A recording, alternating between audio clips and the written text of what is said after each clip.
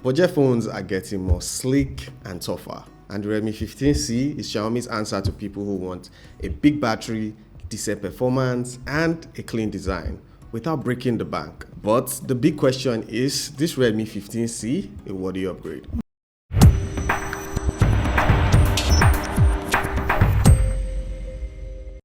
Now let's start with design and build quality. The Redmi 15C is sleek, the thickness is 7.99 mm. It's slim despite the big battery, but it's not the slimmest device out there, but it's slimmer than the 14C, which was 8.2 mm. For the weight, it weighs 205 grams, 1 gram heavier than the 14C. It comes in sleek colors, midline black, mint green, moonlight blue, and twilight orange. I would say it gives you that premium feel for an entry-level device, and I love this black color, but it feels a little heavy. Now for the build, it has a side fingerprint sensor, you get dual SIM and a memory card slot. It has IP64 rating for splash and dust resistance, something you find in devices in this price point. So let's move to the display. You get a 6.9-inch dot drop display, same as last year. I actually expected a poncho cutout like what we found in the Smart 10 from Infinix and the Spark 40 from Techno, but I can't complain. For the resolution, you get HD Plus, which is really sharp.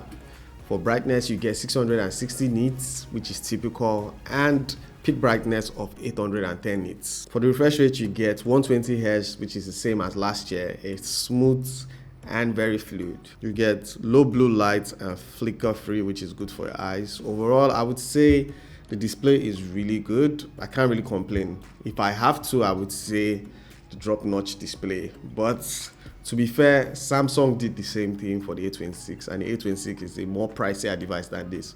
So if Samsung can do it, Redmi, why not? Now let's move to performance, which is really interesting. This device comes with the same processor as last year. We get the MediaTek Helio G81 Ultra, a 12 nanometer chipset, 12 nanometer in 2025. You get the same RAM options, you get 8 gig and 256. To note, getting 8 gig and 256 on a device in this price point is actually cool. You hardly see that. I think the only person providing that for an entry-level device is Techno. So it's actually cool to see it on the Redmi device.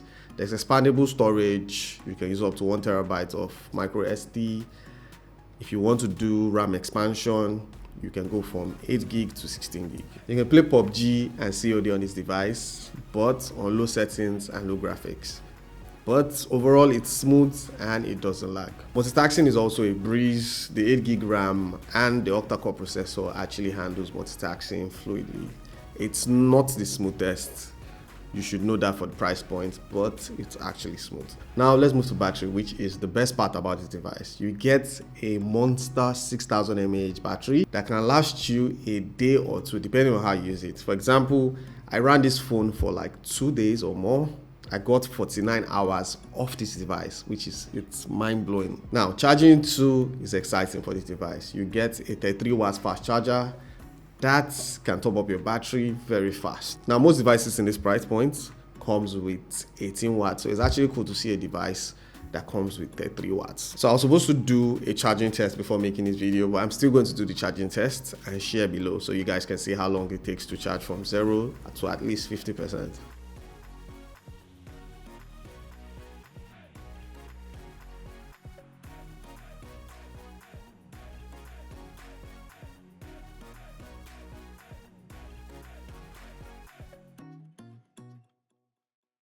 Now, I believe the charging combo and the battery of this device actually makes it a good contender for people that like performance and want a phone that would last for long. Now let's move to the camera. Now, I'm a camera person, so whenever I get a phone, the first thing I check is the camera. Now, the problem is for this price point, you should not expect too much from this device. Now, it comes with a 50MP main camera, it has AI support, and there's also a depth sensor, but overall behind just one camera, which is the 50MP main camera. Now, the front camera is 8MP, it's good for selfie. As I said, it's not the best, but it takes good selfies. Video, you can go up to 1080p at 30 FPS. You can also shoot 720p at 30 FPS too. Now, the camera isn't the best in the world, but the pictures are decent. So I need you guys to judge the pictures and videos I took and rate it over 10.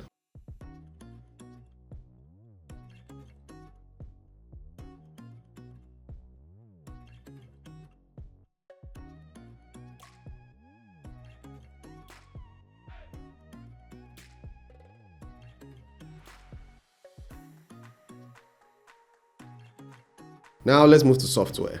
Now this device comes with HyperOS based on Android 15. Now you get things like AI Unlock, you get Gemini, you get Clean UI, which is customizable, but not or little or no AI. Gemini, but Gemini, every device has it. No image eraser, little AI that we find on smart devices and Spark 40. So I just expected some AI from this device, but none. Now, that doesn't mean that the OS and the UI of this device is actually boring or not useful. It's actually not boring. It's smooth, it's intuitive, doesn't lag, like, say, it's that fluid. And the OS is familiar, it's HyperOS. It's very, very clean. But I would actually have wanted a little AI, even if it's just 2. Other special features include the 3.5mm headphone jack. You also have FM radio, which is a bit old school, but I know a lot of people that are looking for devices in this price point that will need that. There's an inbuilt screen recorder, there's no edge panel, there's no split screen multitasking, but overall I would say the OS is actually good. So let's move to pros and cons so I can give my conclusion. Pro number 1, 6000 mAh battery, mind-blowing. 33 watts fast charging, which is, it supports the large battery and you can top up very, very fast. Pro number 2, 120Hz refresh rate. It's actually good to see 120Hz refresh rate on this device. Once more, if it was 90Hz, it would be a little slow, so happy for 120Hz. Pro number 3, 50MP main camera. It's not the best, but it takes decent photos. Another pro is the design. I actually like the design. It looks familiar, but it gives you that premium mid-range vibe. It doesn't look like an entry-level device. And my final pro is the HD Plus display. It's actually good to see a HD Plus display on an entry device. Most phones in this price point will just give you 720p. So HD Plus is actually good. Now let's move to the con. Con number 1, the storage is very slow. It's an eMMC storage. It's slower than UFS. Now the disadvantage of using a slow storage is 2 things. Number 1, sending files.